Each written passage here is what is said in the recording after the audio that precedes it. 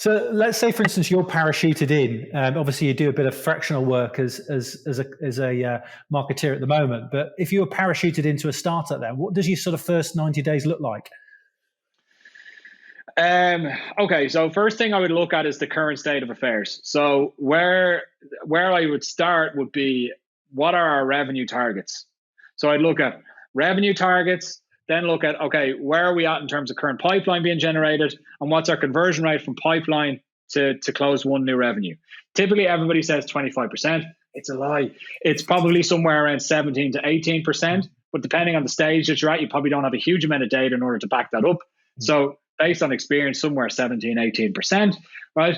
And then based off of that, then I'll say, okay, what's your sales cycle? Everybody will tell you it's 90 days. It's a lie.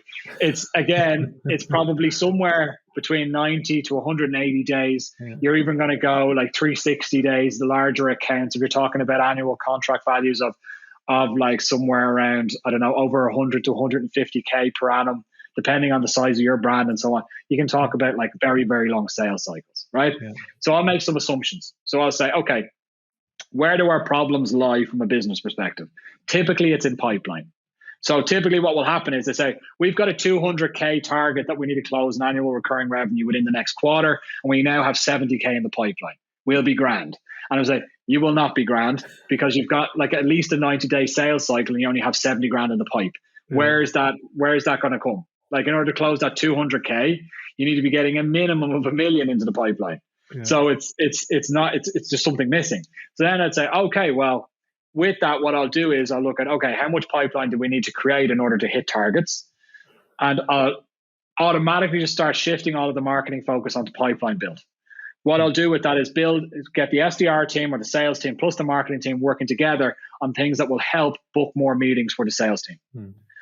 And whether that's creating specialized pieces of content, which are then pushed out on LinkedIn to get interactions, as well as direct mail pieces, whatever it might be. There's a number of different things I have in my playbook there. Hmm. Like it's typically like some form of meaningful touch point. So I'll call it webinar, ebook, video content. So around with like a customer case, for example, and then some form of direct mail piece, which is great.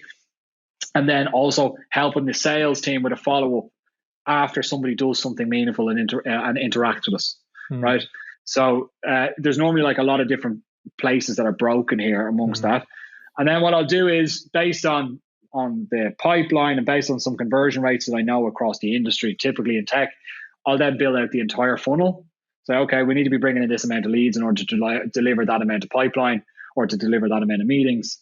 And what we can do is start to look at different conversion rates within that funnel, see how we can improve. So, for example, if we're bringing in marketing qualified leads and a conversion rate from marketing qualified to sales meeting booked, I would look at, okay, that's a 1% conversion rate. I would say, okay, how can we get it to 2?